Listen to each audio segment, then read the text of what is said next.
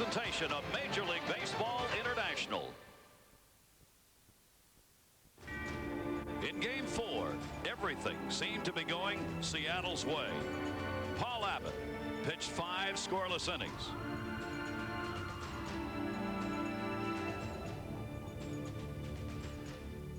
And he would turn the game over to the best bullpen in the majors. And they picked up where Abbott left off.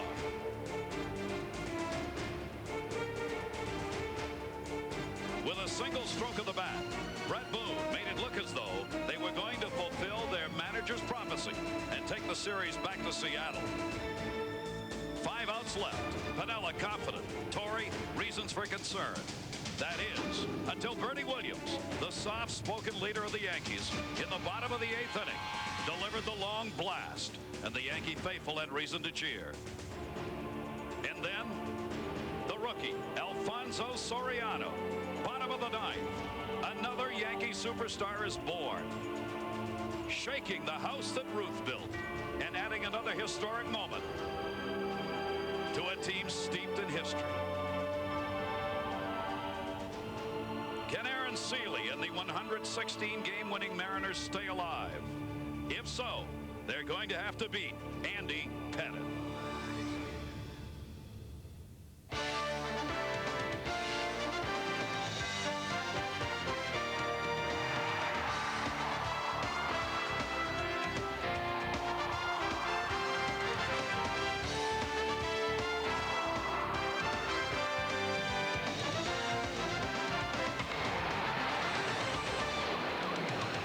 Major League Baseball International welcomes you to the American League Championship Series, and maybe the final game in that series. This is the Bronx, New York, home of the New York Yankees, and Yankee Stadium is the site tonight where the Seattle Mariners must win to keep their season alive against the world champion Yankees, looking to move on to another World Series. Welcome everybody. Gary Thorne along with Rick Sutcliffe, to baseball fans around the world, and as Walter Winchell used to say, to all the ships at sea. Delighted to have you with us here in New York.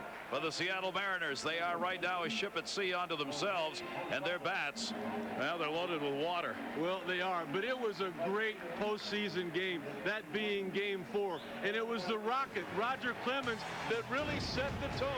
Right in the very first inning, he's not physically at 100%, but you couldn't tell it when he struck out 2 of the first 3 Seattle Mariner hitters.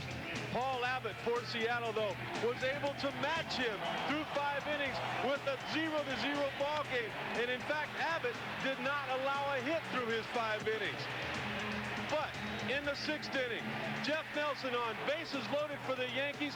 The momentum at that point on that double play seemed to shift to the Seattle Mariners. And then it really took a shift when Brett Boone in the 8th inning gave the Mariners a lead in what looked to be a tie series and the opportunity for Seattle to get it back to Seattle. Well, Bernie Williams had other thoughts. He not only tied the game, but with his 15th postseason home run, he tied Babe Ruth in that category. Another curtain call for the Yankees. And then the New York Yankees found another way to win. Alfonso Soriano with a devastating blow off Sasaki, the closer for Seattle. Everybody in New York was happy.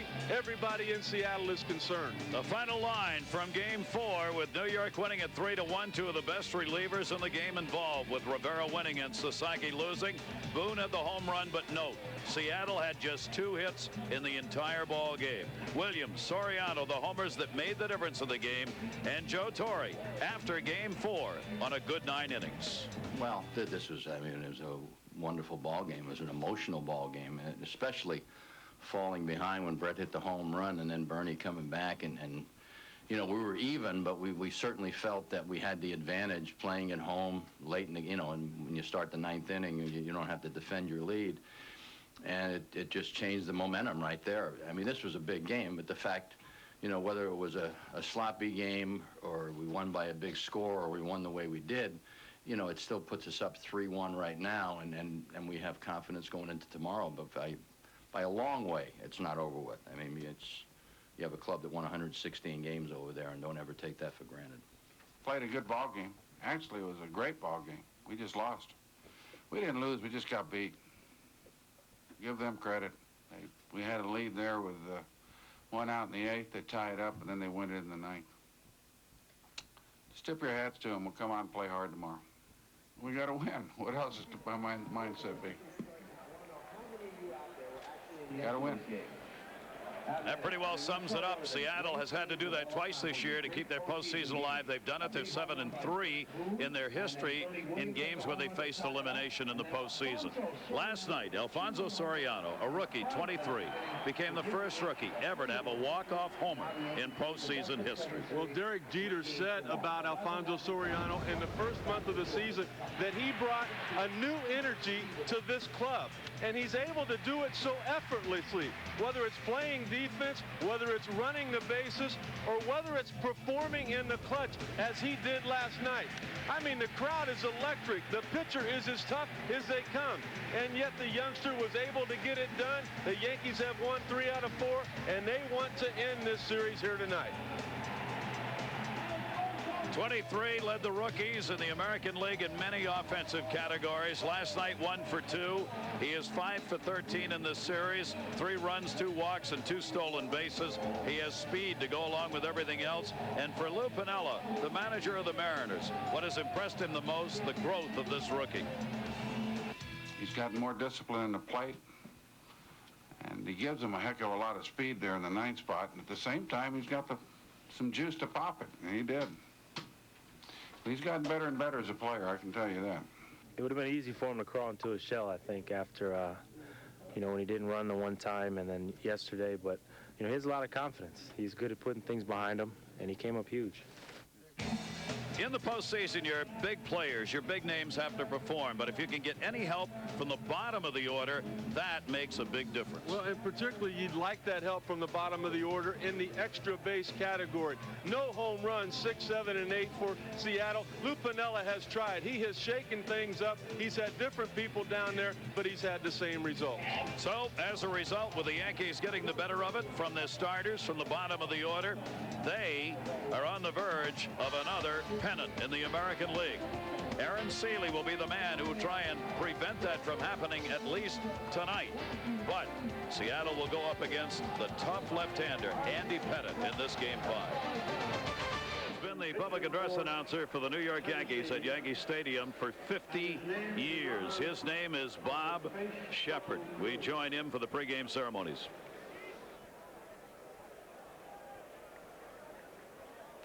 Ladies and gentlemen, will you please rise?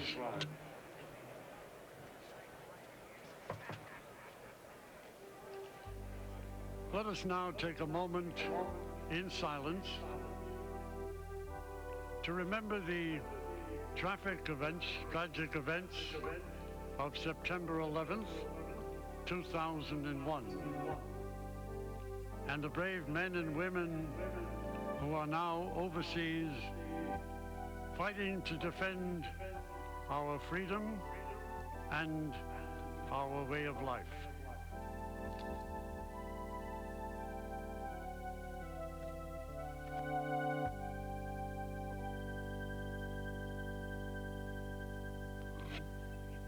Now please direct your attention to the microphone behind home plate and welcome Broadway performer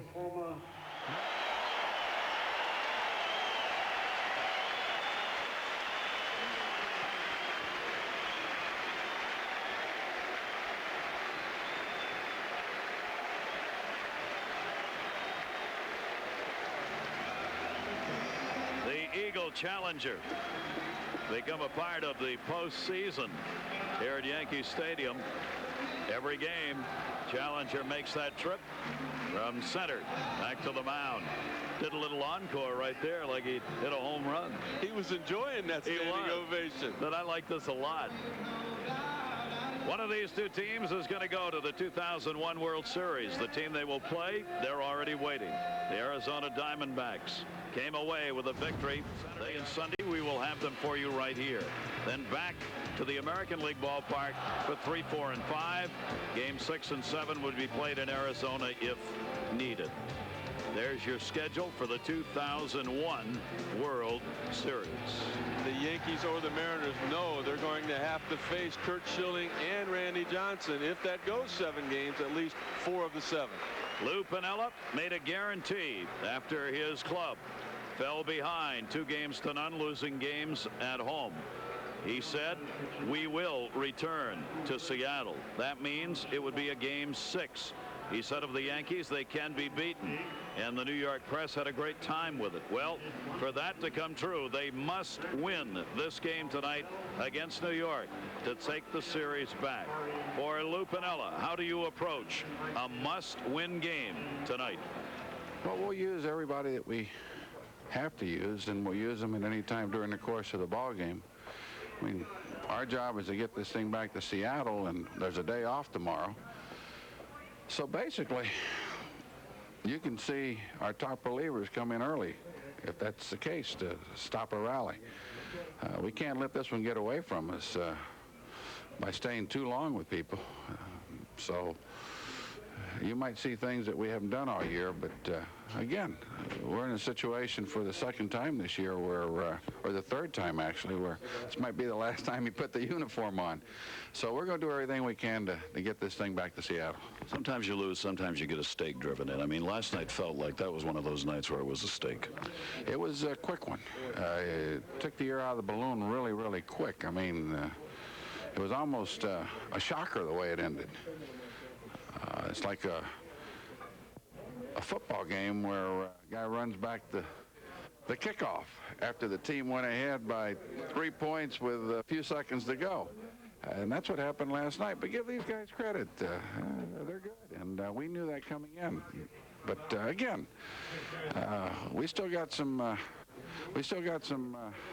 hope, and we're going to cling to it to the fat lady's things, and she hasn't sung yet. Lou Piniella, Yankee fans saying, no game 6. Yankees have taken the field. Let's take a look at the MasterCard starting lineup. Lou Piniella tonight making some changes with the left-hander pitching to the Yankees. Well, I think the real key tonight is going to be Mike Cameron. He hit into that double play in the 7th inning against Andy Pettit. Had he been able to do something offensively there, this might not be the possible final game for the New York Yankees. Instead, it would definitely be going back. So he needs to step it up for Seattle tonight. Defense for the Yankees has been strong. The people behind Andy Pettit in tonight's game introduce themselves to you. Edgar Martinez, first base, United States of America. My name is Alfonso Soriano, second base for New York Yankees, and I'm from Dominican Republic. I'm Scott Brocious, third baseman, USA. Derek Jeter, shortstop, USA. Chuck Knoblock, left field, USA. Bernie Williams, center fielder, Puerto Rico. Paul O'Neill, right field, United States of America. Jorge Posada, catcher, Puerto Rico. The defensive alignment for the Yankees, and there is Andy Pettit, their left-hander who makes the start, 29 years old. Career-wise, just 7-7 against Seattle Mariners, an ERA of 5.5. This year, he was 0-2 with an ERA over 8. But you know what? None of those games were played during the month of October, and that's when this man is at his best. Remarkable, the Yankees have won 10 of his last 11 postseason starts. So here we go. This is a must-win situation. If Seattle can come away with it, there'll be a day off tomorrow, and Game 6 will be played in Seattle on Tuesday. If not, the New York Yankees will have won their 38th American League pennant. Ichiro will be leading it off. He has been held down to just 3 hits in this series, going 3 for 13. Andy Pettit ready, and we're underway. Inside, ball 1. Rather overcast tonight, 64 degrees, a little cooler than it's been. Pretty good wind blowing out towards right field tonight if you get that ball up in the air. And it mattered last night on a couple of fly balls that went out of the yard. Ichiro went around on that one, 1-1. I think it's even starting to affect the great Ichiro. The pressure and the pressing that's going on offensively for Seattle. He struck out once in every 14 at-bats during the regular season. He has already struck out 4 times in this series in just 13 at-bats. Takes that pitch for a strike. And it is 1-2. One of those strikeouts was in his second at bat of game 1 against Andy Pettitte. It was on a big sweeping breaking ball off the outside corner. Seattle has had 33 hitters strike out so far in this series. The Yankees 10 less at 23. Andy Pettitte, not necessarily a strikeout pitcher, but will get his share. 2-2 delivered. And the count goes to 3-2 on Ichiro. They'll take the walk here to get him on and get this thing started, Rick. That's why Lou Piniella moved Mike Cameron to that second spot. He wants all the speed he has together, and if they get on, they're going to go, he said. He's had 4 walks, 2 intentional in the series. Pettitte's going to have to hurry. Ichiro is fast. He got him.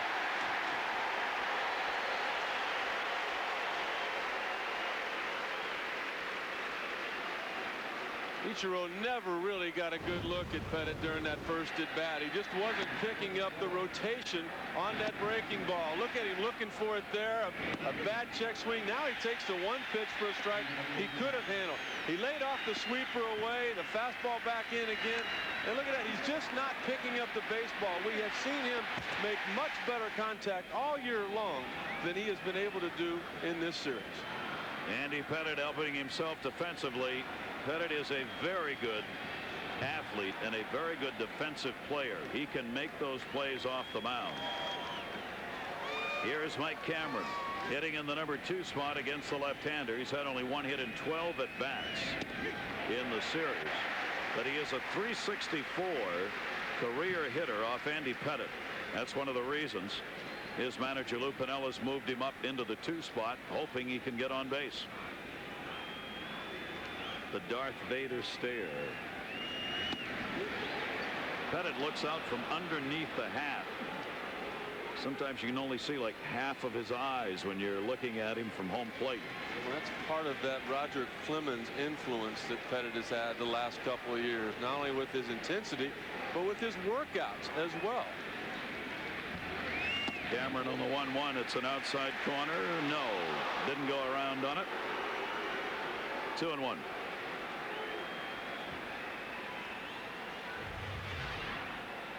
That stare you're talking about, I think that's not only the look of a man that wants to win, but there's some confidence to that look as well. Why wouldn't there be with the success he has had?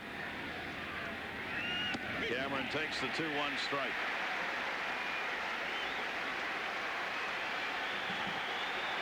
Yankee fans, there's Roger Clemens watching. They are into this one as they always are, but they want to be here. This group on the night the Yankees clinch the American League pennant. Cameron down to third. Underneath the glove of Brocious, he never saw it. On his way to second base with a double, Cameron.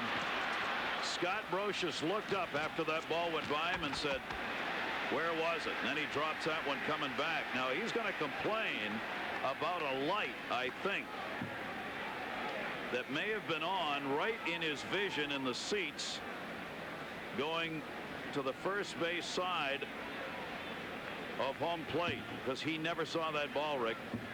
It almost looked like it came out of some of those white uniforms there in that Yankee dugout, but they've been there all year long. If anybody should know what the background is here, it should be Scott Brocious, but he did not. He never saw that ball till it got by him. He felt like it was hit to his glove hand, but he didn't know for sure where it was, and by the time he realized that, it was too late. It was that banner, Rick. That banner was hanging over onto the blue side. They just folded it back where the mayor is, Rudolph Giuliani. It came out of the white on that banner, and the bat boy came out and rolled that banner back over the other way. How amazing that would be if that had something to do with the outcome of this game. Here's Brett Boone, inside corner strike. So a double picked up by Mike Cameron on at second base. So they already have one half of the hits they had in last night's game. They've only had 2 batters up. The mayor will not be happy if that banner affected the outcome of this game. He is a big Yankee fan. And Boone launches that one to shallow right. O'Neill.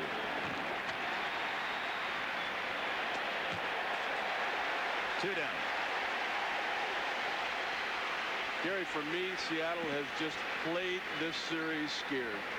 They have had men on base, and they have waited too deep into the count to try to steal bases. Cameron has that speed. If he takes off on the first pitch and steals third base, then that fly ball to Paul O'Neill would have scored him. There would be a run on the board. But he's waiting too long. They're hesitant about what they're doing offensively. Boy, this would be an enormous run. To be able to get on the board first against the Yankees is so important, and for the psyche of the Seattle Mariners to do it in the first inning could have an impact on this game. Andy Pettit, though, has 2 down and a chance to get out of it. I don't think they're going to give Martinez a pitch to be the guy to do that with, though. They have not throughout this series. Edgar Martinez has had a real struggle. The designated hitter and one of the game's outstanding hitters.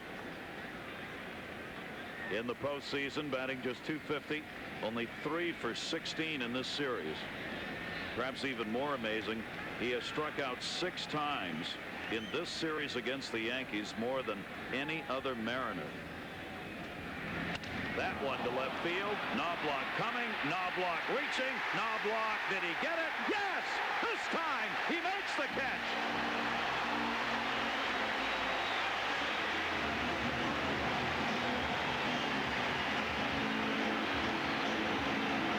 So he's even up on the dives in this series for fly balls in left field. In game 3, Boone hit one and he dropped it. In the first inning here, Martinez hit one and he didn't. An exciting start already to this game. Let's take a look at our MasterCard starting lineup for the New York Yankees.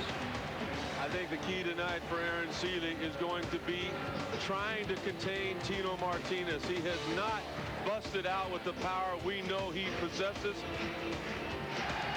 Aaron Sele pitched around Bernie Williams in game 1. He didn't want anything to do with Bernie. He didn't want Bernie to be the guy to beat him. He was able to get Tino out. Tino was 0 for 4 in that game with 2 strikeouts. Well, here he is, Chuck Knoblock, the regular left fielder this year for the Yankees. As we said, game 3, he had one that had he been able to catch it, might have changed the outcome of the game. Seattle went on in a rout to win it. He caught one in this game and hits this one to center. First ball hitting.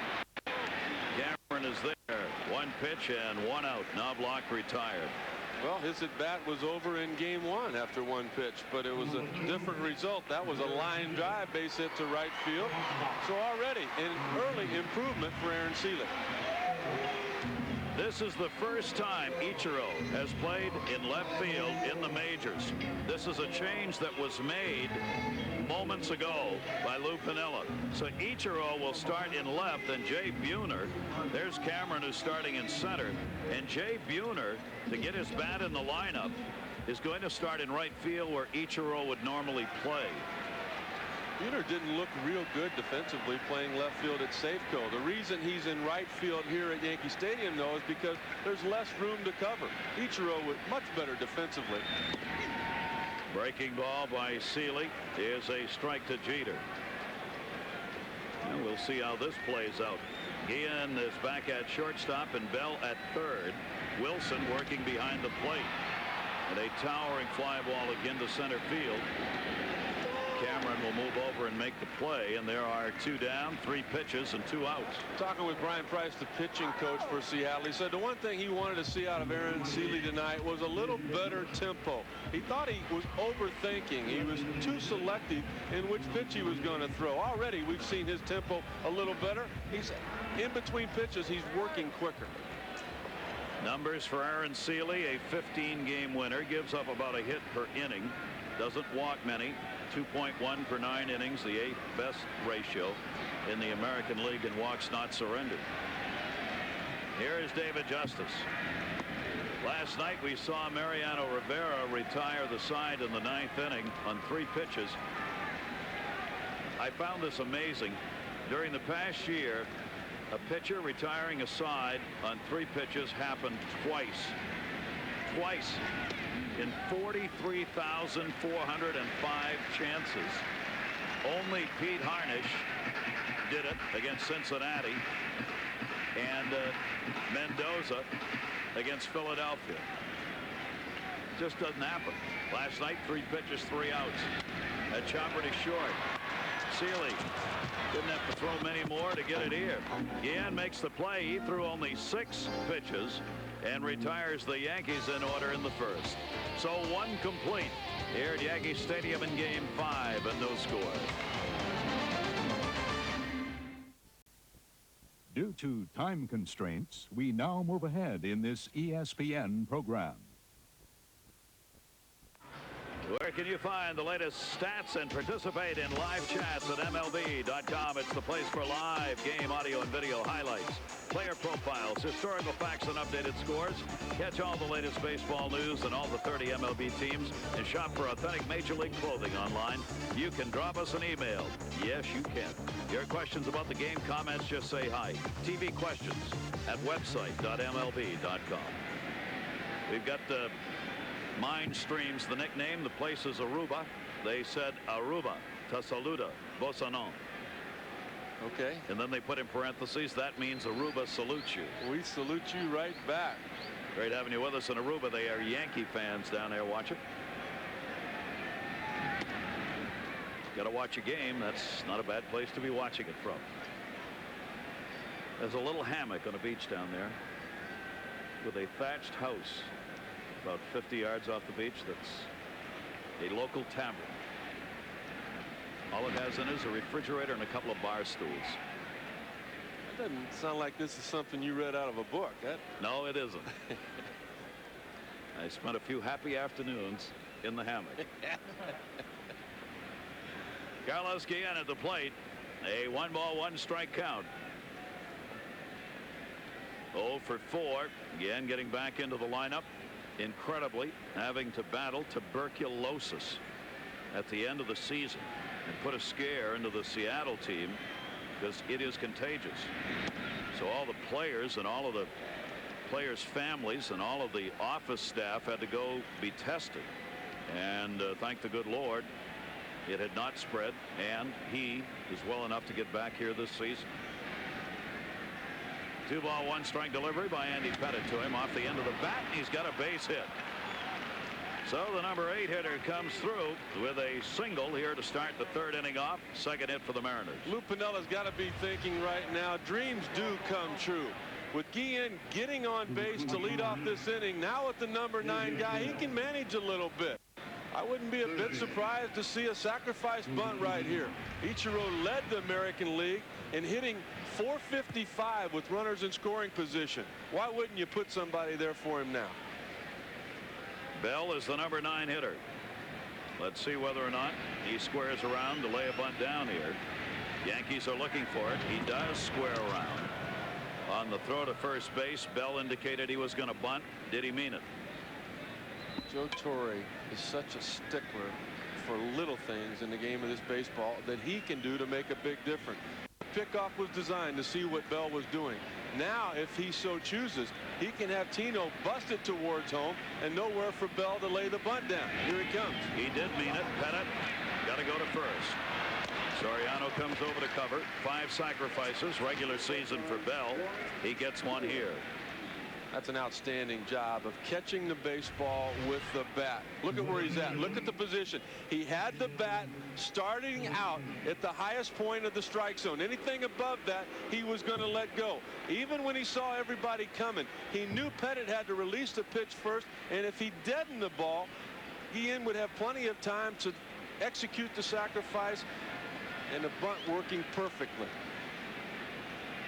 Another RBI chance set up by this bunt. Watch him draw the back and just kind of settle that ball down. Catch it. That is perfect. Got the bat angled. How about this? Ichiro shows bunt. Now he's got to be bunting for a base hit, obviously, with 1 down and a runner at second base. And that's something there that works even when it doesn't. The fact that he thought about doing that, now everybody on that infield has to shorten up. Ichiro does not have an RBI in the series. He slaps that one to first, and Martinez will get it. Guillen moves over to third base, but Andy Pettitte gets a big out. Their leading RBI man with runners in scoring position. Ichiro's gone again. Here's the key to the series right here. And I say series because with a loss tonight, it's over with. Cameron has got to have a big night offensively off of Andy Pettitte. He has hit him well throughout his career. He got a gift double in the first inning. He needs to earn a hit here. Game 3, of course, the Mariners scored 14 runs. They got big hits. But in all the rest of the games, 0 for 15. Cameron could help himself by watching what Ichiro does and just acting like he might bunt for a base hit. New York knows he's not going to do that. Everybody is deep. They have much more range defensively because of where they're positioned. If he would just think like he was going to bunt, he would have to work enough.